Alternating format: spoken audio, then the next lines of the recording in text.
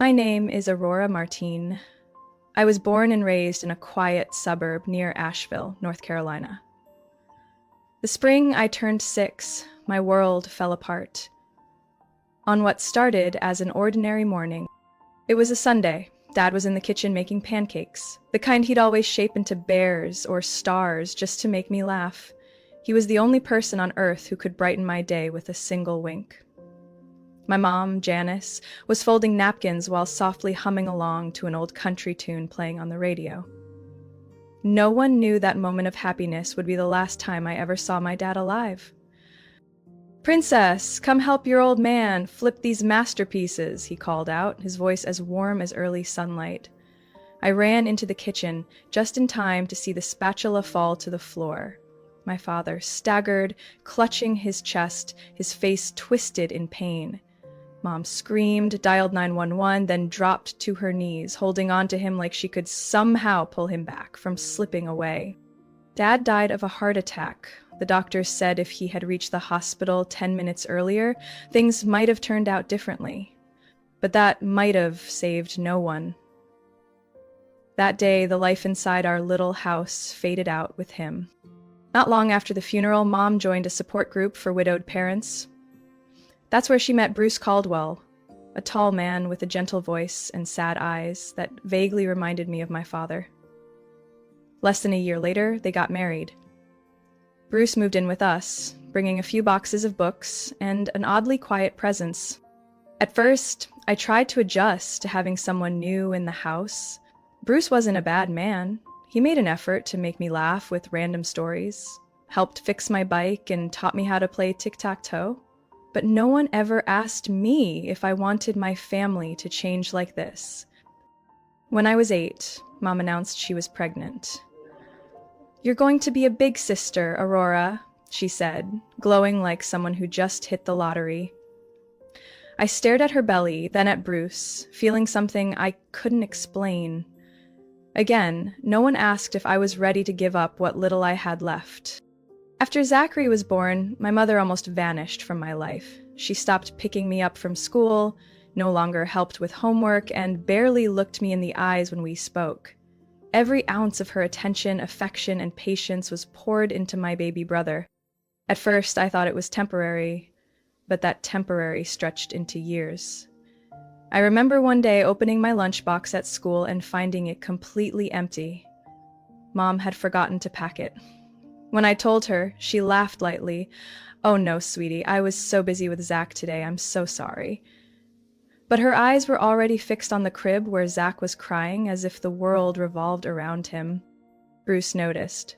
One evening, while I sat quietly solving math problems at the kitchen table, he pulled up a chair beside me and whispered, "Aurora, sometimes adults get so focused on one thing they forget the other important parts." I wanted to believe he could change something, but every time he brought it up, Mom snapped. "Are you trying to teach me how to raise my kids?" she barked, her voice icy. Bruce would usually fall silent, leaving me stuck in a house full of tension and invisible walls. As Zach grew older, things got worse. He was demanding, cried constantly, and refused to do anything unless Mom hovered nearby. I felt completely erased. Bruce still tried. He took me to martial arts lessons, cheered me on in the rain, and once secretly bought me a birthday cake after Mom forgot. But he couldn't stand up to her. And I didn't have the strength to scream in a house where the baby's cries drowned out everything else. I can't remember the last time my mother asked if I was happy, but I remember with piercing clarity the cold realization that I had become a guest in my own home. When I was 13, everything in our house revolved around one person, Zachary. He didn't have to do a thing. Mom handled it all. I, on the other hand, became the backstage crew to the life of a so-called gifted prodigy that everyone praised, everyone except me. Zach's room always looked like a war zone. Toys everywhere, dirty clothes in heaps, leftover food molding under the bed. And who had to clean it? Always me. "Aurora, can you help tidy Zach's room? He's not feeling well," Mom would say, like it was the most natural thing in the world. I used to refuse, argue, say no, but those protests always ended the same way. "You're the big sister. you're supposed to sacrifice. Sometimes I wondered if Mom even remembered when my birthday was. The year I turned 15, I spent the evening waiting, in a blue dress Bruce had bought me, the only person in the house who seemed to remember I existed. The cake I bought myself from a small corner store sat untouched in the fridge until the next morning. That night, Mom had taken Zach to a puppet show his teacher recommended. She didn't apologize. She didn't mention it at all. Bruce, as always, was the only one who said anything. He didn't talk much, just quietly took me to a little ice cream shop, ordered my favorite flavor, and said, "You deserve the whole world, Aurora." I gave him a faint smile. It wasn't the world I wanted, but at least I still had him.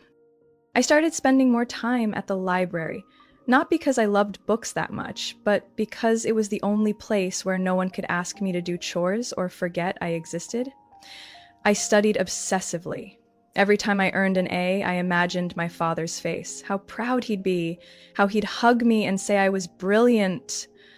Mom never asked about my grades, but she could list Zach's accomplishments word for word, like when he got a B in PE. By senior year, I earned a full scholarship to Wake Forest University. I ran home with the acceptance letter trembling in my hands. Bruce hugged me so tightly I could barely breathe, his eyes shining with tears. "Mom?" She stared at me for a moment, then said something that knocked the wind out of me. "That's good, but have you thought about saving that scholarship for Zach? He needs the opportunity more." I froze. Bruce looked like he wanted to flip the table, but kept calm. "Sarah, you can't be serious," he said. She turned to him, voice sharp. "She already has more than enough. Zach's the one who needs help." I'd never seen Bruce look so angry. "Aurora's going," he said firmly, then turned to me, his voice soft again. "You're going to have the future you choose." Mom didn't see me off to college. She claimed Zach had pollen allergies and couldn't leave the house. Bruce drove me to campus. Before leaving, he handed me a debit card. "I opened a separate account for you. Call me if you ever need anything." I didn't ask how much was in it. What mattered more was the trust behind it. College was the first time I could breathe. No more being woken up to do Zach's laundry, no more needing permission to take a walk. I was finally just Aurora, the version of myself that dared to dream bigger. I still called home every week, but it was always Bruce who picked up. Mom was busy with Zach. Still, Bruce kept me updated. Zach got suspended for hitting another student. He missed an exam because of emotional stress. He didn't like being told what to do. "I try to help," Bruce said, sounding exhausted, "but your mother, well, you know." I did know. She was raising a little king without a throne, and anyone who refused to bow was cast out. As much as Bruce tried, I could tell he was wearing down. His texts became shorter. Our calls ended sooner. The last time I came home, he wasn't waiting on the porch like he used to. Instead, it was Zach sprawled on the couch with a soda can and a blank stare, like the world belonged to him and I was an uninvited guest. I had once believed in hope, but in that moment, I began to wonder if hope had been the real mistake. I graduated with honors from Wake Forest at 22 and landed a position at a financial consulting firm in Raleigh just 3 weeks later. The job wasn't easy, but it gave me something I'd never truly had growing up, a sense of control over my own life. After nearly 3 years of scrimping in a tiny rental, I signed the papers for a 6th-floor condo in a quiet neighborhood on the west side of the city. 1 bedroom, a small sunlit balcony, light oak floors, and, most importantly, a door that locked from the inside.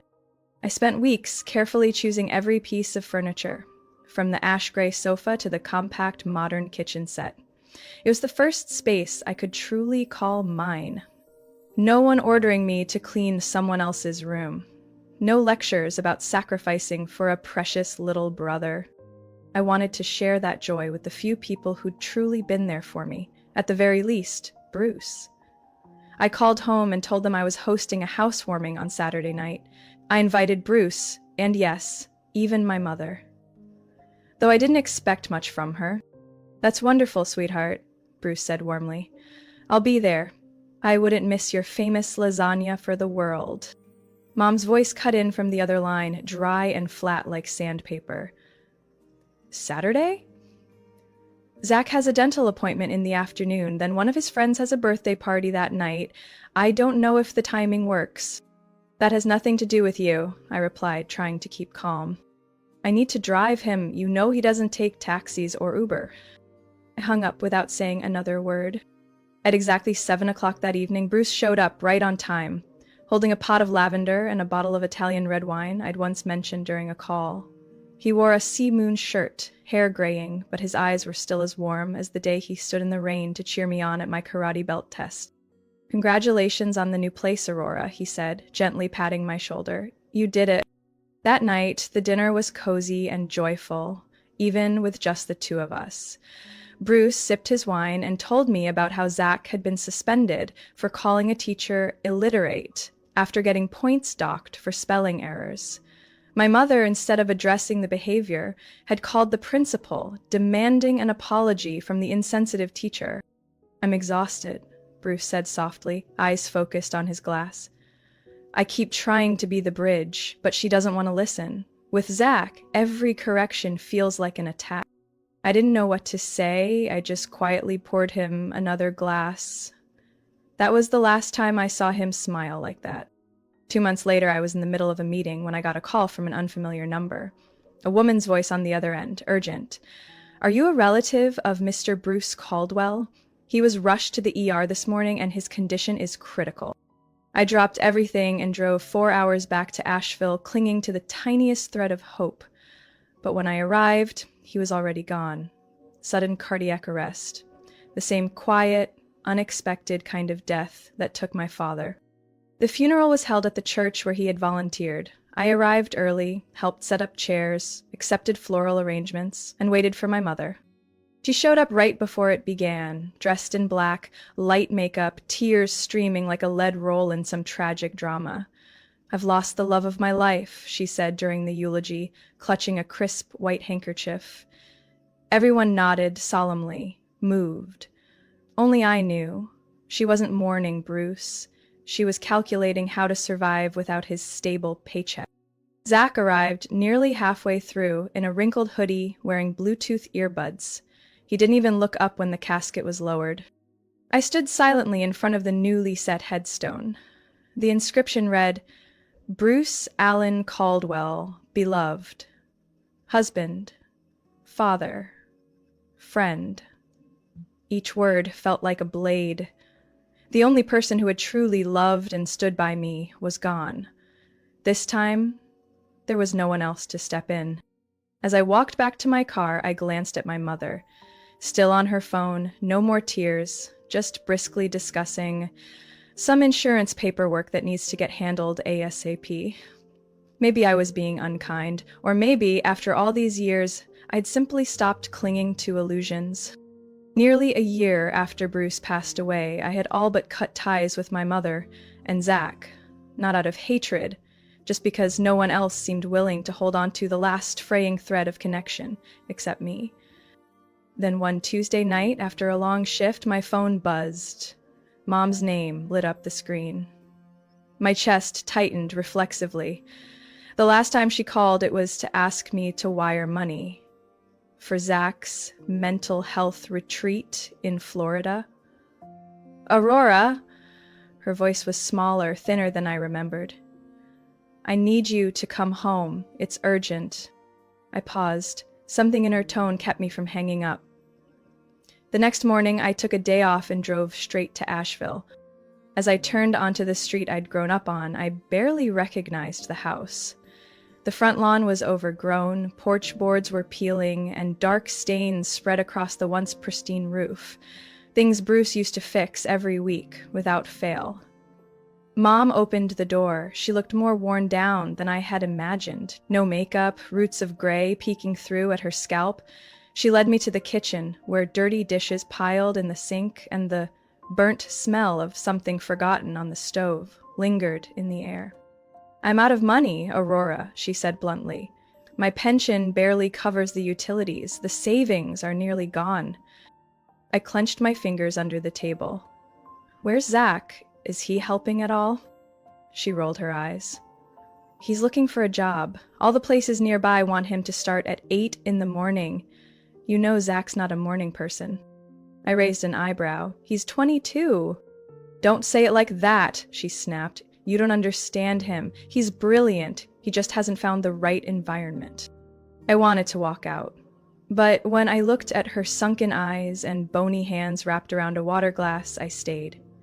Even after everything, after a lifetime of being overlooked, I nodded. How much do you need each month? She was quiet for a moment. If possible. About $1,500 would keep us afloat. My throat tightened. That was nearly a third of my post-tax income. I had been saving up to replace my nearly decade-old Civic, but, like always, I caved.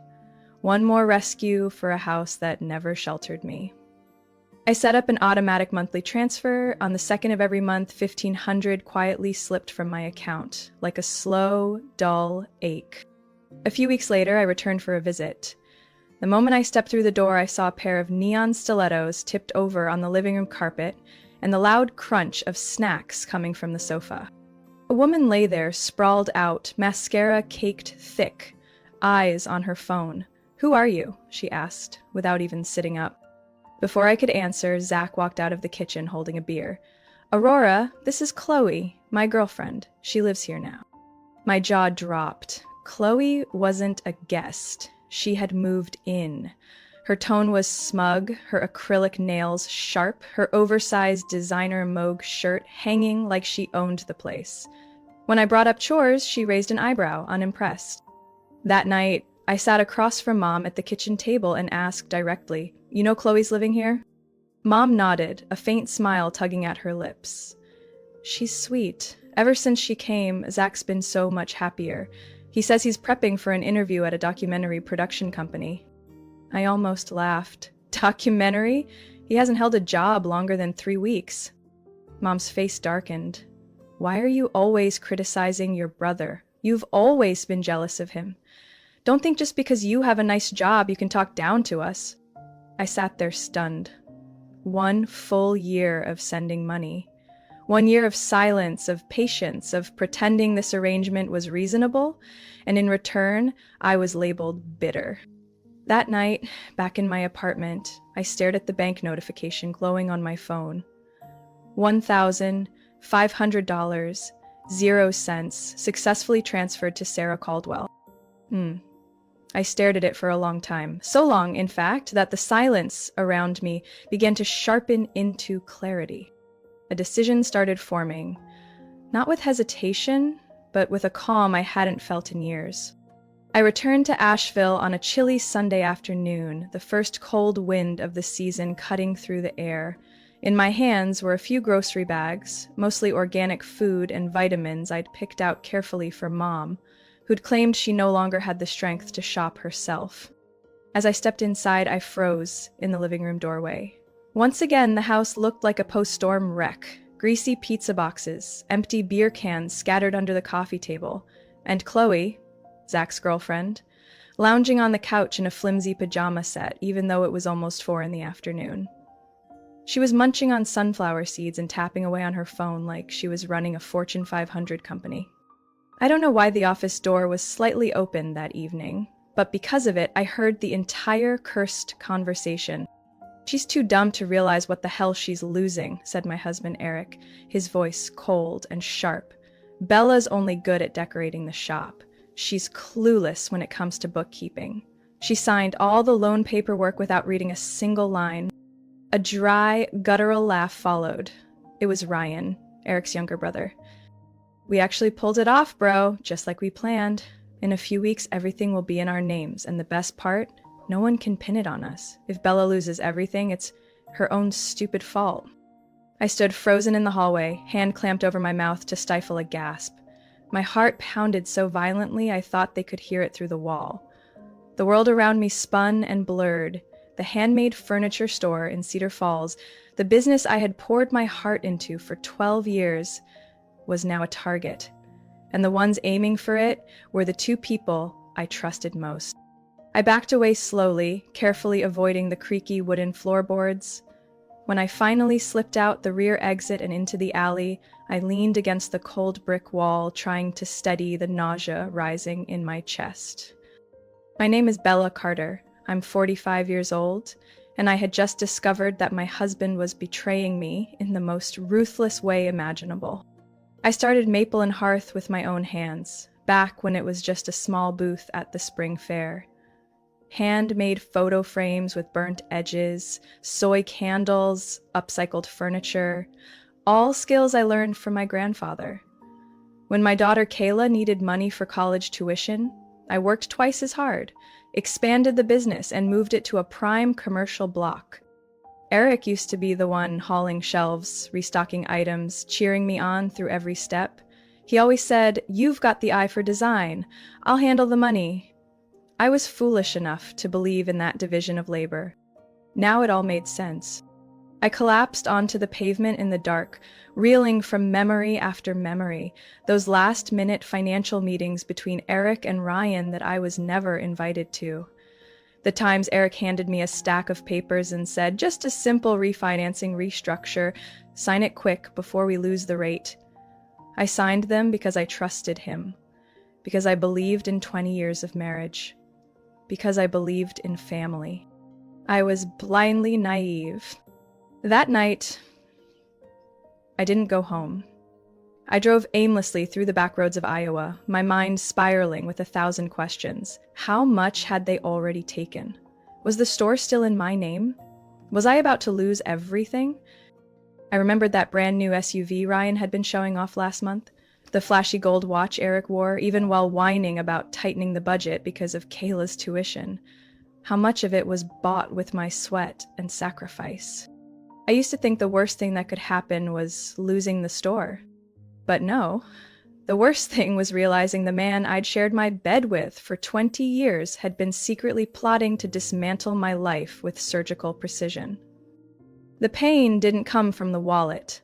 It came from trust, shattered by betrayal so deliberate it stripped the soul bare. The next morning, I arrived at the store earlier than usual, but I didn't go inside. I sat in my car, staring at the Maple and Hearth sign through the fogged-up windshield. Everything still looked peaceful. The display cases were lit. The rocking chair I had repainted sat by the window as always. But now, that view made my chest tighten. It felt like a polished shell, hiding a betrayal I wasn't yet ready to face.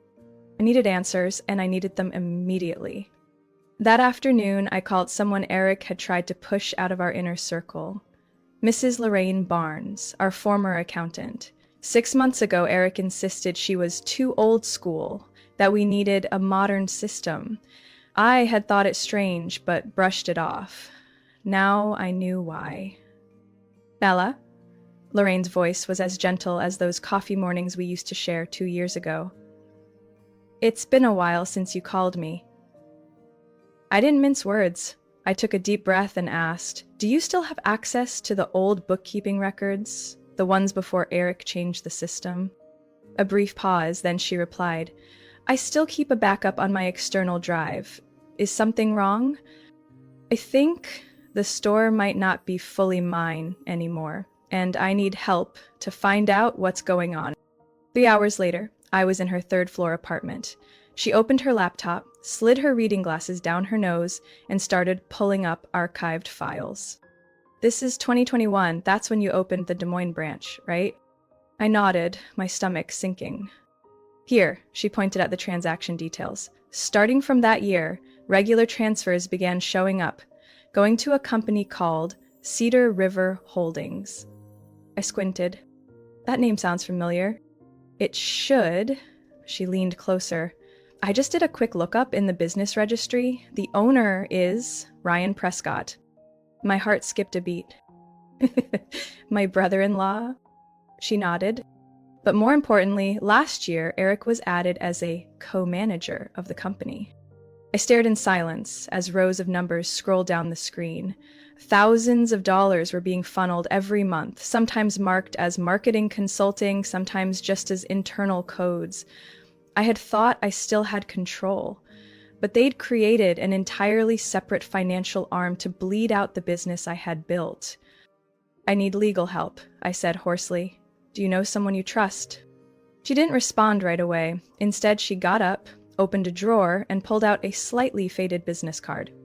"Caleb Jennings, former state financial prosecutor for Iowa, now in private practice. Direct, discreet, and no nonsense. I referred him to a client who got embezzled by a partner. He helped recover 80% of their assets and put the thief in court." I held the card, my fingers trembling from the mix of fury, humiliation, and, for the first time in 48 hours, a flicker of hope. The next day, I met Caleb at his office in Davenport, a place no one in my family even knew existed. Caleb was in his early 50s, tall, firm-voiced, and didn't waste time. After I handed over the documents from Lorraine, he said just one thing.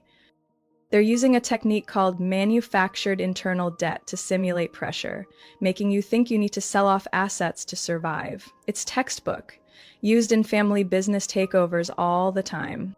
What can I do?" Caleb opened his laptop and started a checklist.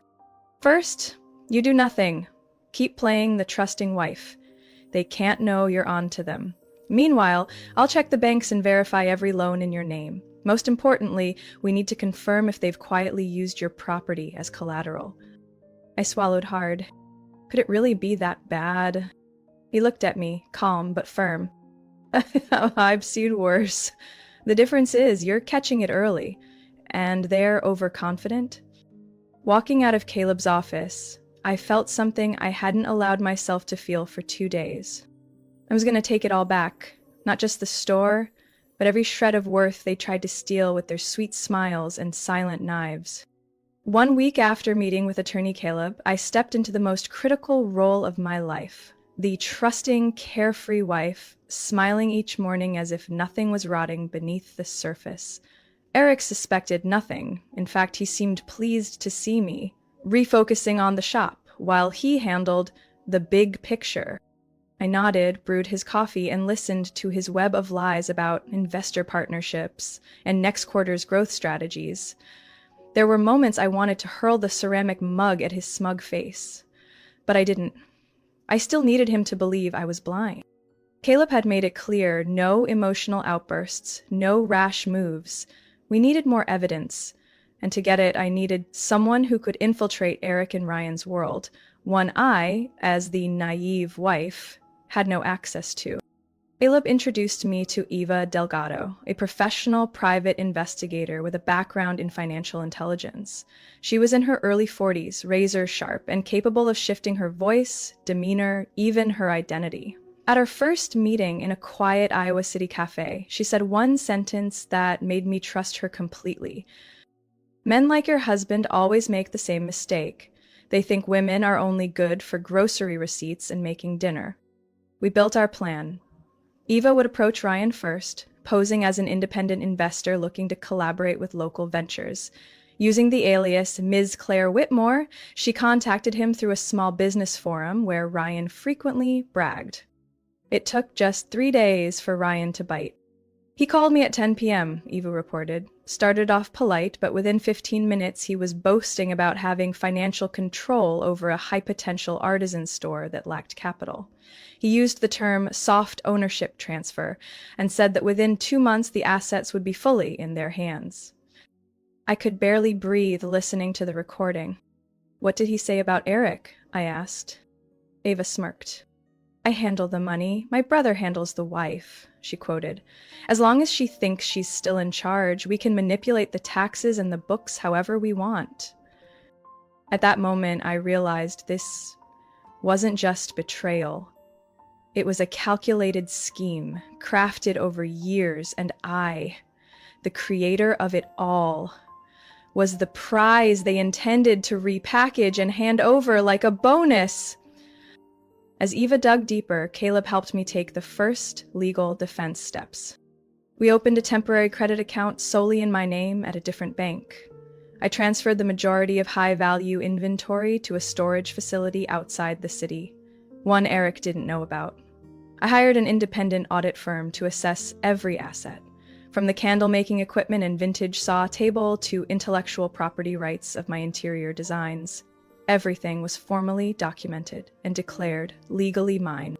At the same time, I quietly migrated part of the store's digital records to a new encrypted management system, one with access granted only to me. Eric grew increasingly detached. He came home later, citing meetings. One night, after drinking, he mumbled something that made my skin crawl. "You're just a placeholder," he slurred. I smiled and asked, "What did you say?" He shook his head, forced a laugh. "Must have been sleep-talking." I said nothing. But in my mind, I whispered, "You're about to be escorted out of this dream for good." In the final week of the month, Eva sent me a recording that made me grip the armrest of my chair until my knuckles turned white. In it, Ryan bragged about fabricating a business debt under a shell company registered in Nevada, so they could legally trigger asset forfeiture if needed. "They're planning to create a fake financial crisis," Eva explained, "then pressure you to sell the store to preserve your reputation." But the buyer? It's them. I looked out the shop window. Customers were coming and going, smiling as always. None of them knew the checkout counter they paid at had quietly been pledged as collateral last summer. I couldn't let them strike first, and I didn't have much time. 3 days after Eva sent the latest recording, Caleb called me into his office in Davenport. Unlike his usual calm demeanor, this time he was already standing by the window, his face serious. "Bella, we need to have a very real conversation," he began, then slid a thin folder across the desk. "I had someone dig into Eric's personal financial history after spotting a suspicious expense line on last year's statement, and I found this." I opened the folder. On top was a copy of a life insurance policy. Insured, Bella Carter. Beneficiary, Eric Carter.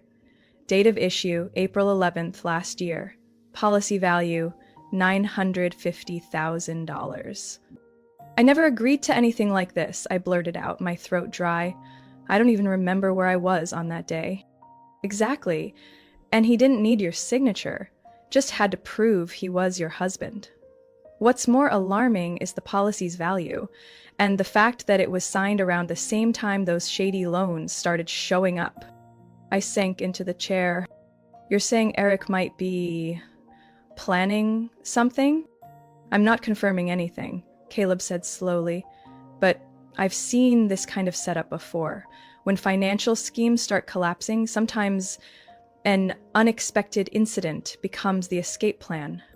A chill ran down my spine, even though the space heater behind me was humming steadily. That evening, I returned home earlier than usual. Eric wasn't there. I stepped into his home office, the one I'd always been told to avoid because the files are too complex, you'll just mess things up. I opened the drawers, following the cues Ava had taught me. In a leather-lined compartment with a small lock, I found a USB drive. My heart pounded like a war drum. I slipped it into my jacket pocket and walked out, pretending nothing had happened. Near midnight, at Eva's apartment, our temporary safe house, Caleb and I plugged in the USB. Alongside spreadsheets detailing cash flows, there was a folder titled Exit Strategy, Internal Only, Do Not Share. One section read, "In the event funds cannot be recovered, activate life insurance payout. Triggers include 1. Bank account freeze. 2. Bella suspects or refuses further signature." Caleb tapped the table. "There's no more doubt. They have a plan ready in case you survive their fraud." I shivered. I had once shared a bed with a man who might be scripting my death for profit. But it didn't stop there. 3 days later, on a quiet Monday morning, a man in a pale blue dress shirt showed up at Maple and Hearth.